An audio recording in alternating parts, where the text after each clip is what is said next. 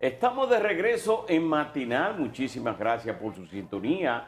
Y ahora les presentamos nuestro siguiente invitado. Se trata de Guillermo Moreno, quien es el candidato a senador del Distrito Nacional por el Partido Revolucionario Moderno y por Alianza País. Le damos la bienvenida. Muy buenos días. Y por más de 20 partidos de la por coalición. más de 22 partidos políticos, sí. Así es. Muy buenos días. Me siento muy a gusto aquí.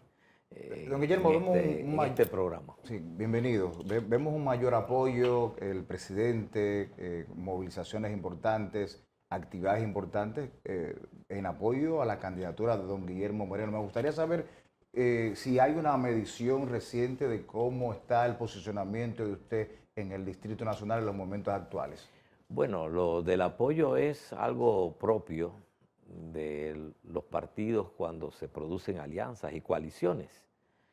Eso mismo pasó en las elecciones municipales, que había también todo un esfuerzo de todo el partido, del Partido Revolucionario Moderno. Nosotros como Alianza País también apoyamos a Carolina Mejía a la alcaldía y también nos integramos a las caravanas y a las actividades. Y entonces lo mismo los demás partidos de la coalición. Nosotros estamos esperando para esta semana una de esas mediciones que tenemos pendiente, que se han venido haciendo dentro de todo esta coalición para ver el posicionamiento. Había una gran expectativa en el día de ayer que iba a ocurrir una cosa grande y lo ponían a usted con dos candidatas a diputados de la capital. ¿De qué se trataba lo de ayer? La cosa grande de ayer. No, me estoy enterando ahora de esa cosa grande de ayer. Yo ayer de expectativa grande yo vi. Bueno, nosotros tuvimos ayer un día de mucha actividad porque participé en varios actos de los partidos que nos apoyan. Por un lado, el caso del partido Moda, que en la mañana ellos formalmente hicieron una rueda de prensa, hicimos un acto en el cual ellos expresaron el apoyo al asumir nuestra candidatura. Y luego tuvimos varias actividades durante todo el día y finalmente tuvimos otro acto del Partido Revolucionario Socialdemócrata, que también nos dio en ese acto el apoyo expreso. Al mediodía tuvimos también el acto de la Alianza por la Democracia, que también hicieron un acto junto a otros partidos aliados a la Alianza por la Democracia que asumieron la candidatura senatorial. Es decir, que ayer tuvimos 3 actos. Me imagino que eso es Él se refiere a uno de esos. Doctor, ¿cuál es la agenda legislativa que propone Guillermo Moreno si llegara a la senaduría? Bueno, para mí hay 3 ejes que son muy importantes. En primer lugar, trabajar en todo lo relativo a la seguridad ciudadana. En segundo lugar, otro aspecto que quiero ponerle especial atención es todo el tema de corrupción y transparencia. Y también tengo una identidad con el trabajo por la juventud. Sobre todo en este aspecto, buscar todos aquellos mecanismos legales que puedan abrirle más oportunidades a nuestros jóvenes, no solo en el Distrito Nacional, sino en todo el país, pero particularmente, o quedan incluidos los del Distrito Nacional. ¿Podrían mencionarnos algunas encaminadas para los jóvenes? Bueno, para nosotros, en primer lugar, queremos trabajar con la conversión de los liceos secundarios en liceos politécnicos y quisiéramos que el Distrito Nacional sea un gran plan piloto que nos permita que nuestros jóvenes, al salir de la educación secundaria, tengan ya una mayor definición técnico-vocacional, que le va a abrir oportunidades. Lo mismo la educación bilingüe. Queremos también, hay un proyecto de ley que nosotros queremos también asumir, que ya ha sido incluso sometido en el Congreso por un diputado, una diputada, y firmado por algunos. Nosotros queremos retomar ese ese proyecto de ley porque nos identificamos con la educación bilingüe, es decir, que nuestros jóvenes al salir del bachillerato, de la secundaria, no solamente dominen el español como su lengua materna, sino que tengan también el dominio del inglés como segunda lengua. El otro aspecto que nos interesa ponerle mucho énfasis es un proyecto de ley sobre el primer empleo, que para nosotros es sumamente importante, sobre todo si le queremos abrir oportunidades a nuestros jóvenes, porque muchas veces escuchamos que se señala que no emplean jóvenes porque no tienen experiencia. Pero la única manera de tener experiencia es teniendo una oportunidad. Históricamente ha habido varias iniciativas con el tema de incluso hay una propuesta de ley. ¿Y no han prosperado? ¿Por qué? Bueno, pero de lo que se trata ahora es de ver cómo la trabajamos y cómo logramos los consensos. Hay una propuesta que también quiero, que tiene que ver con la juventud, que es trabajar una ley general de pasantías, que implique para todos aquellos que tienen una profesión técnica o salen graduados de la universidad, previo a obtener su título, en el área que sea, tengan una oportunidad de hacer una pasantía remunerada. Remunerada, evidentemente, porque, pero será en condiciones especiales. Podrá ser de 6 meses, podrá ser de 1 año, eso será ya detalles que tendremos que afinar. Pero la idea es que si logramos una gran alianza pública entre el sector público y el sector privado, para que en las distintas áreas puedan hacer pasantía los estudiantes de término de las distintas universidades o que estén en alguna profesión técnica, de tal modo que al salir ya graduados hayan tenido esa experiencia. Y le pongo un ejemplo que es siempre pensamos en la pasantía para los estudiantes de medicina, ¿verdad? Que la tienen asegurada. Que sabemos qué importante es para un médico haber tenido esa oportunidad. Ahora, también debe pasar así con los estudiantes, por ejemplo, de Derecho. ¿Cuántas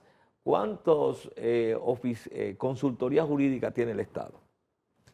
Entonces, ¿en cuántas oficinas del Estado podrían ir contadores también a hacer pasantía, para decir un ejemplo? A tener una experiencia ya práctica de los conocimientos. Entonces, ese es otro aspecto que quisiéramos trabajar. O sea que las instituciones tienen que tener un presupuesto dirigido para esas pasantías que en las distintas instituciones. Buscaríamos el mecanismo en el cual, porque la institución va a recibir un beneficio, porque va a tener el conocimiento también, los aportes que le va a hacer ese estudiante de término. Ahora, otro aspecto que para nosotros es importante también de cara a la juventud es una ley de emprendimiento juvenil, de tal suerte que muchos de nuestros jóvenes que tienen sueños, aspiraciones de montar una empresa, de montar un pequeño negocio, emprender, tengan la oportunidad del financiamiento, de la asesoría. Ese es un eje que queremos ocuparnos en esa multiplicidad de aspectos. Ya tenemos una ley de emprendimiento que es general, no está dirigido solo a jóvenes, pero que contempla una serie de facilidades, financiamientos, hay instituciones que se dedican a eso. ¿Qué tendría de distinto este proyecto? Bueno, lo que nosotros buscaríamos es focalizarlo en relación a los jóvenes. Digamos que en alguna medida va a resultar como una primera experiencia que es muchas veces en el emprendimiento la parte más difícil. Es decir, no se trata de una persona, de un joven que se ha graduado de una determinada profesión, sea como técnico, imaginémonos que que tiene una especialidad eléctrica, que ha hecho una profesión técnica a ese nivel y quiere poner un pequeño taller de reparación. Bueno, entonces que evidentemente no tiene experiencia, no tiene los recursos, tiene la idea, tiene los conocimientos. que pueda encontrar el auxilio, el apoyo, porque si no le abrimos ventanas de oportunidades a nuestros jóvenes, entonces no se va a poder dar algo que plantea la propia Constitución cuando habla de la juventud, que son actores estratégicos del desarrollo de la nación. Guillermo, mire, ayer la oposición sigue reiterando irregularidades en los comicios municipales, sobre todo relacionado a la compra de votos. Y ayer elevó su voz ante la OEA. Me gustaría saber su posición en torno a este tema y si este organismo internacional tiene la competencia sancionadora para ese tipo de denuncia en el país. Lo que es extraño es que esa reacción, esas denuncias que la oposición ha estado haciendo, se vaya a organismos internacionales sin agotar los mecanismos internos del país. Aquí tenemos un Tribunal Superior Electoral y tenemos también el propio órgano electoral. Y lo que manda, lo propio es que sea ese el escenario inicial, sobre todo porque de lo que se trata es de que se puedan hacer, si fueran ciertas esas señalamientos, se puedan hacer las correcciones. Tenemos también un procurador electoral que cuenta con más de 100 fiscales y que en estos días dio la declaración de que habían hecho 2 sometimientos partiendo de las elecciones de febrero. Bueno, es ante esos mecanismos que todo el que se sienta lesionado del proceso electoral debe actuar. ¿Usted cree que es un pataleo o una justificación de la derrota? Solo si no, al agotar esos mecanismos internos, no obtuvieran resultados, no fueran recibidos, entonces evidentemente queda abierta la posibilidad de recurrir a otros mecanismos, pero no se han agotado internamente. Tiene mucho que ver con esto, Caminero, es decir, que es parte de una negación. Ese sector de la oposición está viviendo una negación de una realidad. Es que fueron derrotados vergonzosamente en las elecciones del 18 de febrero. Y en vez de asumir autocríticamente esa derrota y corregir sus errores, lo que han hecho es negar la derrota y entonces hacer ese ejercicio de pataleo, como usted señala. Doctor, en materia de transparencia y corrupción, ¿qué se tiene que hacer desde el Congreso? Bueno, nosotros quisiéramos revisar algunas de las leyes por ejemplo, hay que mejorar la ley relativa a la declaración jurada que hacen los funcionarios. Cada 4 años tenemos un escarceo en esa materia. Siempre hay que nos pasamos 6 meses, 1 año y que una determinada cantidad de funcionarios no han hecho la declaración. Muchas veces la declaración es una mera formalidad y ese es un aspecto importante para garantizar la transparencia. Tener reales mecanismos de verificación, incluso de auditar, aunque sea prorrateadamente, mecanismos para auditar esas declaraciones juradas que se hacen y se cumplen con una formalidad y que muchas veces nos pasamos mucho tiempo para que finalmente todo cumpla. Lo mismo debiéramos también, voy a impulsar la reforma de la ley de acceso a la información pública. Creo que hay que liberarla de algunas de las ataduras con las que se concibieron la ley. Recordemos, por ejemplo, aquel caso de cuando se solicitó la información pública en la construcción del metro. Todos recordamos que se alegó que era una construcción estratégica. En realidad lo que estaba era ocultando los niveles de corrupción que se estaban cometiendo ahí.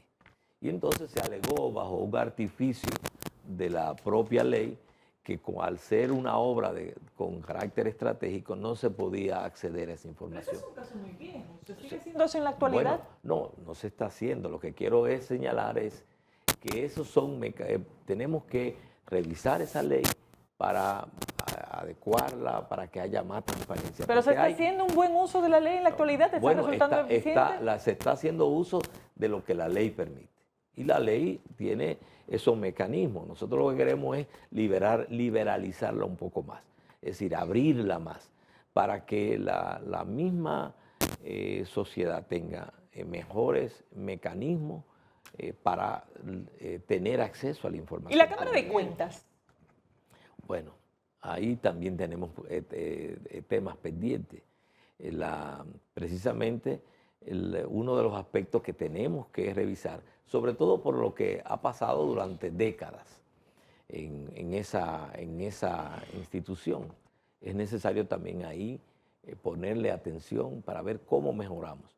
Porque la Cámara de Cuentas, como todos sabemos, es el control externo que tiene el Estado para hacer las auditorías, para verificar el uso de los recursos públicos. Y en ese sentido es un mecanismo que tenemos que mejorar porque tradicionalmente no ha cumplido su función y no puede haber todo lo que aspiramos en materia de transparencia del uso de los recursos públicos si no logramos que hayan auditorías hechas por esa Cámara de Cuentas y que entonces esas auditorías nos den una información de si se hizo un buen uso o un mal uso de los recursos públicos. El presidente Luis Abinader ha venido desde que inició su gobierno hablando de un ministerio público independiente, hacer reformas en este sistema a los fines de lograr eso. ¿Cuál es su posición? ¿Usted, como en caso de ganar la senaduría, estaría implementando algún tipo de proyecto o asumiría esa posición del gobierno? Nosotros siempre hemos creído en la necesidad de un ministerio público independiente, sobre todo que se fortalezcan su independencia funcional. La responsabilidad que tiene un ministerio público en la investigación y persecución del delito solo puede jugar el papel que le corresponde si es independiente.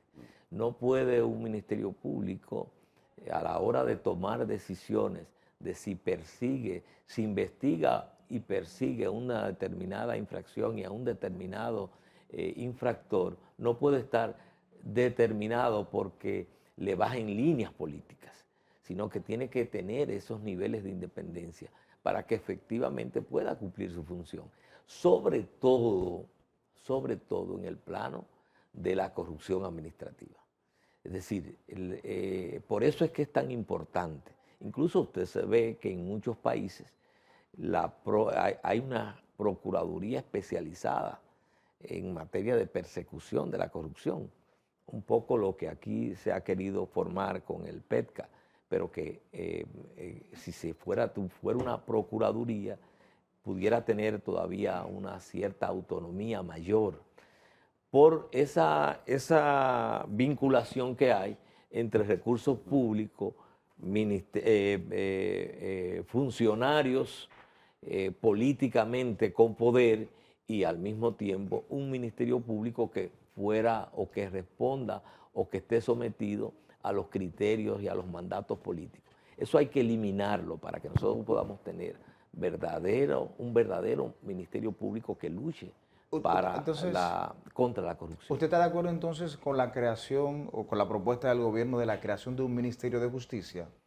Sí, pero eso no es la independencia del Ministerio Público. El Ministerio de Justicia, que estoy de acuerdo, lo que busca es descargar a la cabeza del Ministerio Público, en este caso la Procuraduría General de la República, de una serie de funciones administrativas que la Procuraduría asume o que la ley le otorga que tiene que asumir.